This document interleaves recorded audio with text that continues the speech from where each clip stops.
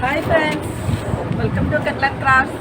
ഇന്ന് എൻ്റെ ഗാർഡനിങ് ഞാൻ കാണിക്കാമെന്ന് വിചാരിച്ചു. പക്ഷെ ഇന്ന് ഗാർഡൻ കാണിക്കാൻ എന്ന് പറഞ്ഞു കഴിഞ്ഞാൽ നാട്ടിൽ പോയിട്ട് തിരിച്ചു വന്നപ്പോഴത്തേന് തണുപ്പ് കൂടി എല്ലാം പോയി.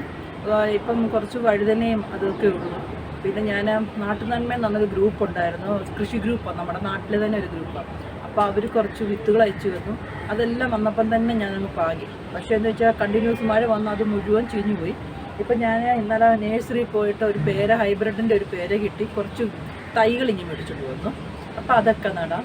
പിന്നെ എന്താ നോക്കി ഇങ്ങനെ നാരകമുണ്ട്. നാരകത്തിൻ്റെ ഇരയെല്ലാം തണുപ്പാകുമ്പോൾ കണ്ട ഇതുപോലെ ഇനി പൊഴിഞ്ഞു പോയി. കുറേ ഞാനെല്ലാം വൃത്തിയാക്കി ചീഞ്ഞതെല്ലാം കട്ട് ചെയ്ത് കളഞ്ഞു. അങ്ങനെ നോക്കി നമ്മുടെ കറിവേപ്പില നോക്കി, കറിവേപ്പില കണ്ട, കറിവേപ്പില ഈ പരുവെത്തി. ഇനി ആദ്യമായിട്ടെല്ലാം കിളിച്ചു വരും. തണുപ്പായി കഴിയുമ്പോൾ കമ്പ് മാത്രമേ ഉള്ളൂ, എല്ലാം കമ്പ് മാത്രമേ ഉള്ളൂ, എല്ലാം പോയി. പിന്നെ ആകെ ഉള്ളതെന്ന് പറഞ്ഞാൽ എനിക്ക് വഴുതനങ്ങ മാത്രമുണ്ട്, ആ സമയത്ത് കിട്ടും. പിന്നെ നമ്മളിവിടെ എല്ലാം കൂടി ചെയ്ത് കഴിഞ്ഞാൽ പിന്നെ എല്ലാം ഒന്നും ഉണ്ടാകത്തില്ല. അതുപോലെ എനിക്ക് എൻ്റെ ടീച്ചറാണെങ്കിൽ പിന്നെ മറ്റേ അന്ന് ഞാൻ ആർട്ടിൻ്റെ ടീച്ചറിനെ കാണാൻ വേണ്ടി പോയ സമയത്ത് ടീച്ചർ എനിക്ക് സൈമാൻസ തന്നു വിട്ടത്, മലേഷ്യൻ ചീര. പക്ഷേ തണുപ്പ് കാരണം എൻ്റെ അത് അളിഞ്ഞുപോയി.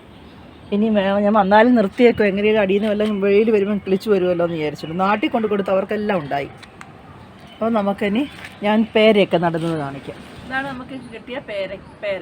ഇത് ഹൈബ്രിഡാണെന്ന് അവർ പറഞ്ഞേക്കുന്നത്. എന്തുമായാലും 100 രൂപയ്ക്ക് കിട്ടി. ചില നേഴ്സറിയിലൊക്കെ 300-400 രൂപയായി. ഇന്നലെ ഞങ്ങൾ സ്ഥിരം മേടിക്കുന്നതുകൊണ്ടായിരിക്കാം നമുക്ക് 100 രൂപയ്ക്ക് കിട്ടിയിട്ടുണ്ട്.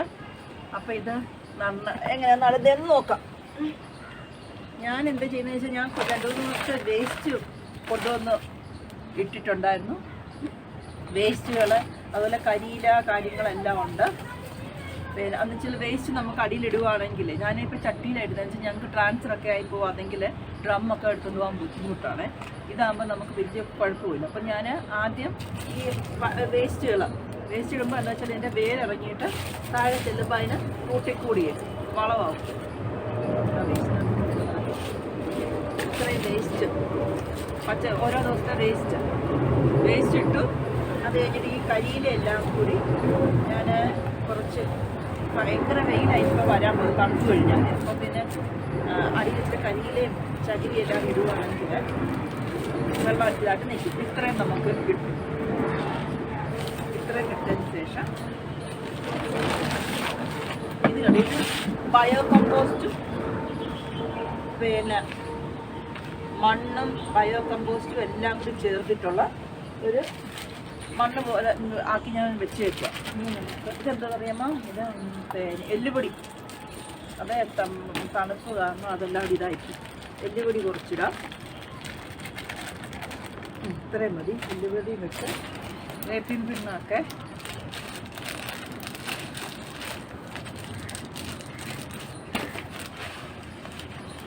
ഇത്രയും മതി.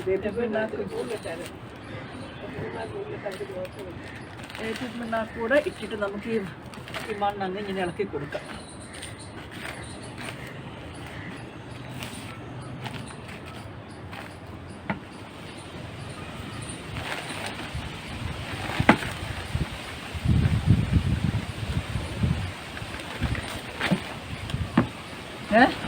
അപ്പം നമ്മളെ പേര നട്ടു കഴിഞ്ഞു.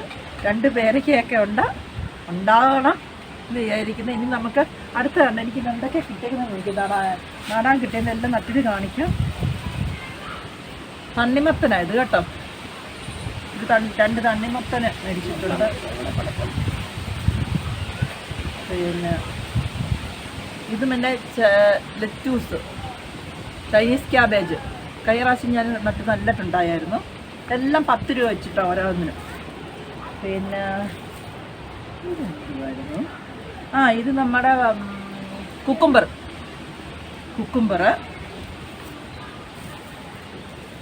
പിന്നെ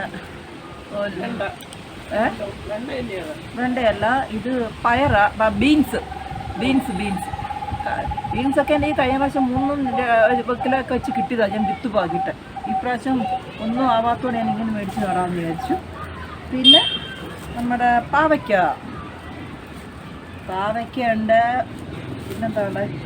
പിന്നെ ഇതെന്തുമായിരുന്നു, ഇത് മറ്റേ തണ്ണിമത്തനാ, പക്ഷെ പച്ചയും 2 കളർ തണ്ണിമത്തൻ ഉണ്ടല്ലോ, അതിൽ ഒരെണ്ണമാണ്. ഒന്ന് പച്ച കളറിലെ, ഒന്ന് യെല്ലോ കളറിലെ.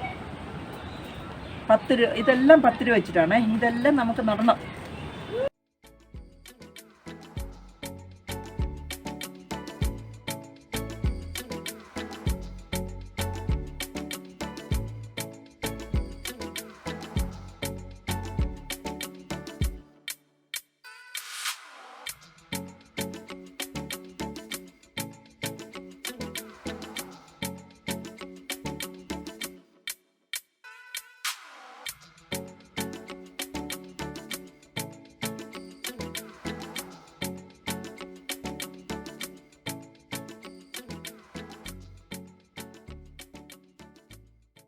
കണ്ട തണ്ണിമത്തനും പിന്നെ കുക്കുംബറും ചൈനീസ് ക്യാബേജും ഒക്കെ അതിനകത്ത് തന്നെ അങ്ങ് നട്ടു.